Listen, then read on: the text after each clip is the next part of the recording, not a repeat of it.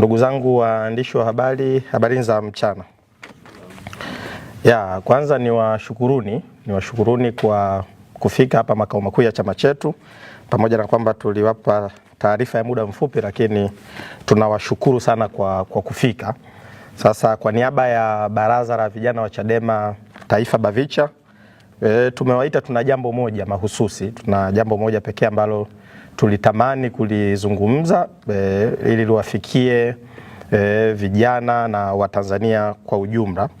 Kama ambavyo mnafahamu na mmeona kwenye mitandao ya kijamii, tarehe 10 mwezi wa 6 mwaka huu, mwaka wa 2026, tulitoa taarifa na kulikuwa kuna taarifa mbalimbali kwenye mitandao ya kijamii kuhusiana na tukio ambalo tunaweza tukaliita iwe ni kutekwa, iwe ni kuchukuliwa kwa nguvu kwa mwenyekiti wetu wa CHASO, kwa maana ya Chadema Student Organization, chuo kikuu cha St. Augustine University of Tanzania, kwa maana ya Sauti, kule Mwanza.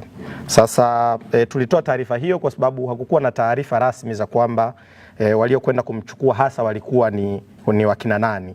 Sasa Silence Joseph Mwakasala, pamoja na kwamba ni mwenyekiti wa CHASO, chuo kikuu cha Sauti Mwanza, lakini pia yeye ni mwanafunzi wa kitivo cha sheria pale Sauti mwaka wa 4 kwa sasa, lakini pia kama ambavyo imekuwa ni kawaida kwetu sisi vijana wa Chadema, amekuwa anajishughulisha na biashara ndogo ndogo na stationery pale kwenye mtaa unaitwa Nyamalango, nje kidogo tu ya chuo kikuu cha Sauti, stationery ambayo inajihusisha na kutoa fotokopi nyaraka mbalimbali na kuuza vitabu na kadhalika. Sasa jana, mara baada ya tukio hilo la yeye kuchukuliwa na watu ambao tulikuwa hatufahamu ni wakina nani, jana tumepokea taarifa kutoka kwa kamanda wa polisi mkoa wa Mwanza, kwa maana ya Deputy Commissioner of Police, naibu kamishna wa polisi Wilbrod Mtafungwa. Jana tarehe 11 mwezi huu wa 6 ametoa taarifa kwa umma akisema kwamba walimkamata Silence Joseph Mwakasala kwa tuhuma za kukopesha fedha kinyume cha sheria, kukopesha watu fedha kinyume cha sheria. Sasa sisi BAVICHA, kwanza kuhusiana na jambo hili tunaomba kusema mambo yafuatayo. Kwanza, tumeshangazwa na taarifa hizi za kamanda Mtafungwa, kamanda wa polisi mkoa wa Mwanza, kwa sababu kusema kwamba tuhuma zake zinazomkabili ni kukopesha fedha kinyume cha sheria. Ile juzi tarehe 10 mwezi wa 6 mwaka huu 2026 walipomkamata, na kwa taarifa ambazo tumezipokea sasa kwa mawakili, kwa viongozi wa chama, watu waliofika pale kituo cha polisi Central baada ya kujua kwamba yuko Central siku ya jana, taarifa tulizozipata ni kwamba siku walipofika polisi, baada ya kujua sasa jana kwamba waliomkamata ni polisi, walipofika pale walisema kwamba tuhuma alizonazo Mwakasala ni tuhuma za kuhamasisha kitu kinachoitwa maandamano. Na majibu ya Mwakasala wakati wanazungumza mawakili na yeye, amewaambia mawakili wetu kwamba walivyoniambia kwamba najihusisha na kuhamasisha maandamano na najihusisha na kuzalisha vipeperushi na nyaraka mbalimbali za kuhamasisha watu kuandamana. Mwakasala aliwajibu pale sessionary kwake, na baadaye walipokuwa nyumbani kwake aliwajibu kwamba hayo maandamano mnayosema na yahamasisha, au hivyo vipeperushi vya kuhamasisha maandamano mnavyosema mimi navizalisha, aliwauliza hayo maandamano ni maandamano gani, kwa sababu mimi ni mwenyekiti wa CHASO chuo kikuu cha Sauti, nao viongozi wangu kwa maana ya mwenyekiti wa CHASO mkoa wa Mwanza, mwenyekiti wa BAVICHA mkoa wa Mwanza na uongozi mwingine wa BAVICHA taifa, hakuna kokote sisi tulipotangaza kama wanafunzi wa CHASO kwamba tuna maandamano, lakini pia sijapokea maelekezo mahali kokote kwamba kuna maandamano. Sasa hayo maandamano mnayosema mimi nayaandaa au nayafanya au nazalisha hivyo vipeperushi, ni vipeperushi gani na vya maandamano gani? Wakasema sisi tunahitaji kufanya upekuzi, na wakafanya upekuzi pale kwenye eneo lake la stationery, lakini pia wakamchukua wakaenda nyumbani kwake hapo mtaa wa Nyamalango, pembeni kidogo tu ya stationery yake, wakaenda kufanya upekuzi. Sasa siku nzima ya tarehe 10 viongozi wa BAVICHA kwa maana ya ngazi zote kuanzia taifa tulikuwa tunafuatilia na viongozi wetu mbalimbali walienda kufuatilia kwenye vituo karibia vyote vya polisi mkoa wa Mwanza kuulizia kwamba je, jeshi la polisi linamshikilia mwenyekiti wa CHASO Sauti Silence Joseph Mwakasala. Taarifa tulizokuwa tumezipata kutoka majira ya saa 5 mpaka usiku saa 2 jeshi la polisi walikuwa hawajakiri kwamba wanamshikilia Silence Mwakasala, na ilipofika usiku mwenezi wetu wa BAVICHA taifa pamoja na makamu mwenyekiti wa chama John Heche alimpigia kamanda mkuu wa upelelezi mkoa wa Mwanza RCO, kwa maana ya RCO anaitwa bwana mmoja anaitwa Yesaya. Heche alimpigia simu makamu mwenyekiti wa chama chetu na kumuuliza kwamba kama wanamshikilia au wamemkamata Silence Joseph Mwakasala, na majibu ya RCO yalikuwa ni kwamba ni kweli tunamshikilia kwa sababu mnafanya uzalishaji wa vipeperushi vya maandamano, lakini pia anahamasisha watu kufanya maandamano. Sasa hili limetushangaza kwa sababu jana sasa wakati kamanda wa polisi mkoa wa Mwanza anazungumza na waandishi wa habari, anasema kosa analo kabiliwa nalo ni kukopesha watu fedha kinyume cha sheria.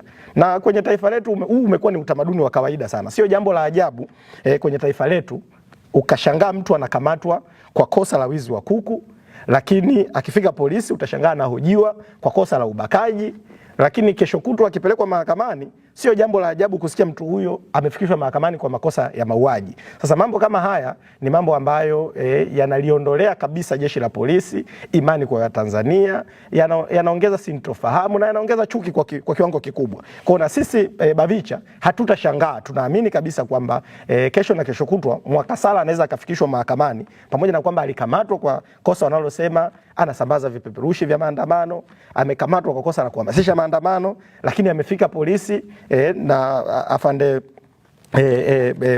Mtafungwa anasema kwamba yeye wamemhoji kwa kosa la kukopesha kinyume cha sheria. Hatutashangaa kama Silence atafikishwa mahakamani kwa kosa aidha la utakatishaji fedha au kosa la ubakaji. Sasa mambo kama hayo yanaliondolea hadhi kwa kiwango kikubwa sana jeshi la polisi. Na kitu kingine cha ajabu ambacho tumekishangaa muda huu, ile tarehe 10 juzi, tarehe 10 mwezi wa 6 walipomkamata Silence, walifanya upekuzi kwenye stationari yake, lakini pia walifanya upekuzi nyumbani kwake. Ndio maana jana wakati kamanda Mtafungwa anatoa taarifa kwa umma alisema kwamba wamemkuta na vyeti vya wanafunzi, vyeti vya form 4, matokeo ya form 4, vyeti vya form 6, lakini pia na ATM kadi za watu. Maana yake walifanya upekuzi, na sisi tunazo taarifa kwamba walifanya upekuzi stationary kwake, lakini pia wakaenda nyumbani kwake kufanya upekuzi. Sasa muda huu ninapozungumza na nyewe waandishi wa habari,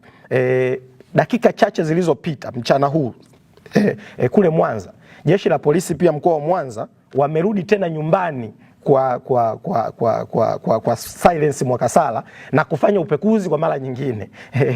Tarehe 10 umemkamata mtuhumiwa, umefanya upekuzi ofisini kwake, umekamata vyeti, umeenda nyumbani umefanya upekuzi, unasema umekamata vyeti, alafu leo tena umerudi kwa mara ya pili.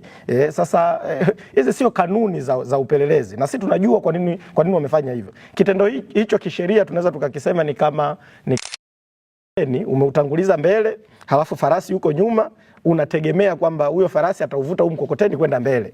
Huwezi ukafanya upekuzi leo, na wanajua wao kwamba hawajafuata taratibu za kufanya search, wamemsainisha nyaraka za vitu ambavyo wamemsainisha nyaraka za ukamataji wa mali ambazo wao wanajua hawajafuata taratibu zozote, kwa sababu hakuna chochote ambacho ni kidhibiti cha kosa lolote ambalo wamemkamata nacho Silence Mwakasala. Sasa walivyoona hili jambo limekuwa lina kelele nyingi huku duniani, wameona waanze warekebishe upelelezi wao. Sasa haya mambo mengine ya mahakamani tutazungumza baadaye na tutakutana nao mahakamani. Sasa sisi BAVICHA tunaamini nini katika tuhuma hizi zinazomkabili Silence Mwakasala na hichi kitendo cha yeye kwenda kukamatwa na jeshi la polisi?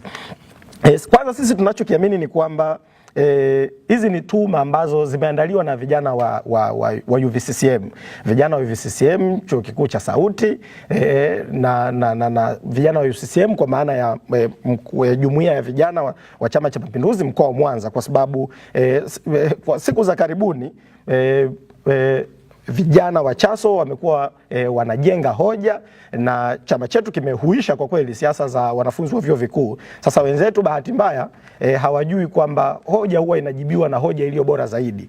Vijana wa CCM ndio waliolipa jeshi la polisi mkoa wa Mwanza hizi zinazoitwa tuhuma na tuhuma ambazo kwa kweli sisi tunaamini ni tuhuma za uongo, na ni tuhuma za uongo kwa sababu ukisema kwamba anakopesha hata tukiashumu kama ni kweli anakopesha, sisi tunaamini hayo masuala ya kwamba wao wanasema anakopesha kinyume cha sheria ni mambo ambayo tutaenda kushughulika nayo mahakamani.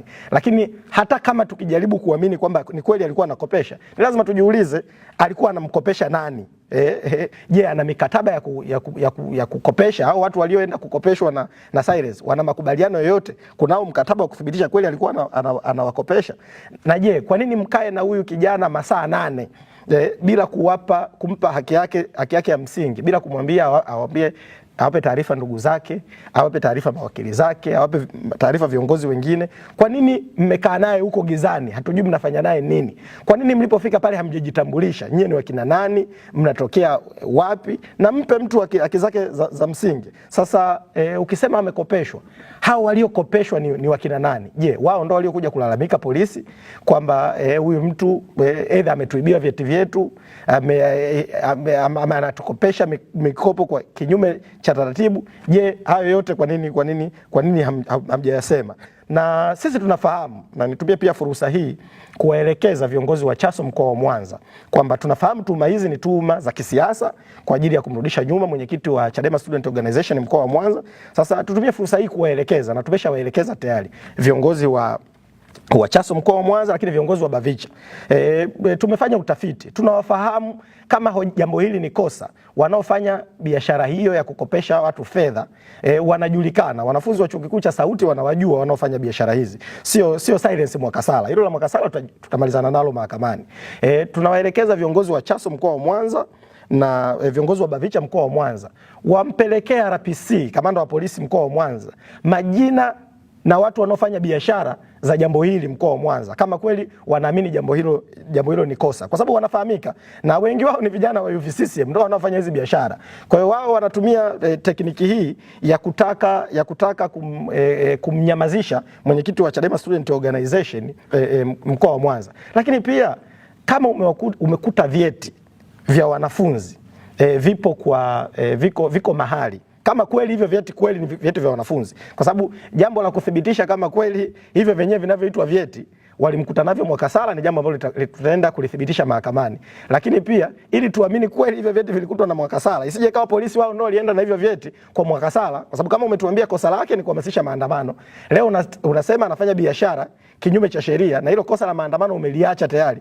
Maana yake inatujengea mazingira tuamini pengine jeshi la polisi walienda na hivyo vyeti huko kwa Mwakasala na kumwekea na kuvichukua kuonekanika kama wao walivikuta vyeti kwa Mwakasala. Sasa ziko taratibu za kudili na wanafunzi, na nichukue pia fursa hii kumwambia kamanda wa polisi mkoa wa Mwanza, kwa sababu yeye kwanza tu kwa umri ni mzazi, jambo lolote linalohusiana na wanafunzi na lipo kwenye mazingira ya chuo. Kule vioni kuna mtu anaitwa Dean of Students, mshauri wa wanafunzi, huyu ndo mlezi wa wanafunzi.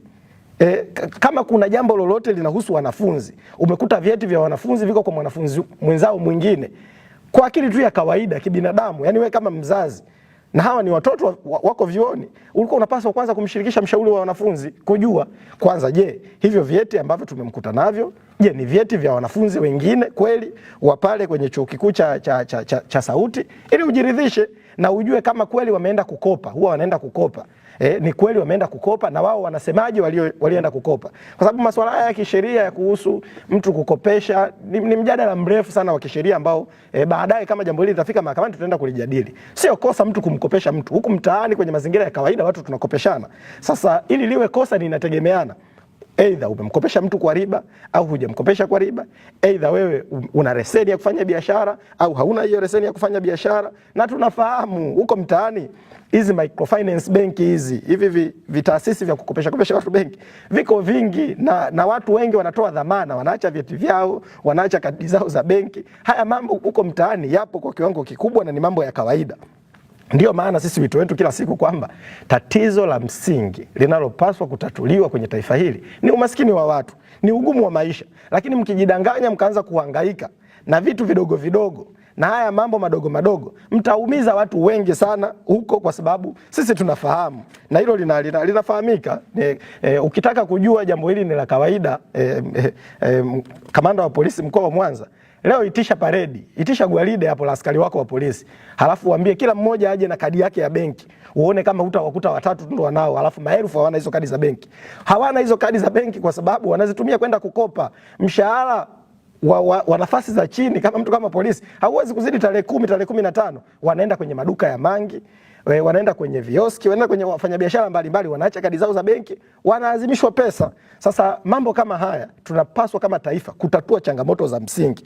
Nenda leo afisa elimu yoyote aitishe gwaride hapo la walimu, awadai kadi zao za benki. Ukute kati ya walimu 20 walimu wangapi wana kadi za benki.